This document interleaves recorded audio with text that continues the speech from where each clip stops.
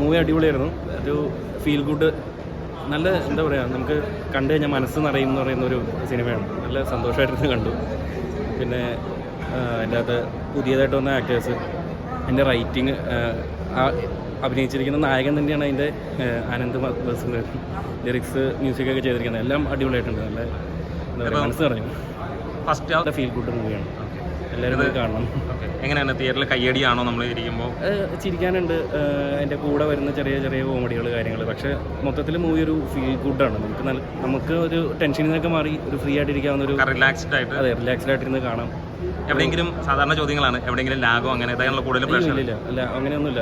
അത് ആ മൂവി കണ്ടിരിക്കുമ്പോൾ അതിൻ്റെ ഒരു നമുക്ക് കിട്ടുന്നൊരു ഫീൽ ഉണ്ട്. അതൊരു പറഞ്ഞ് നമുക്ക് അങ്ങനെ മനസ്സിലാവില്ല. അത് പോയി കാണണം. നല്ല മൂവിയാണ്. വിശേഷം കണ്ടിറങ്ങാണല്ലോ, എങ്ങനെയുണ്ടായിരുന്നു അഭിപ്രായം? വിശേഷം ഇപ്പോൾ കണ്ടിറങ്ങി വരുന്ന വഴിയാണ്. വളരെ നല്ല സിനിമയാണ്. കുടുംബസമേതം ഫാമിലിയായിട്ട് കാണാൻ പറ്റിയ സിനിമയാണ്. എല്ലാവരും കുടുംബസമേതം തന്നെ പോയി കാണണം.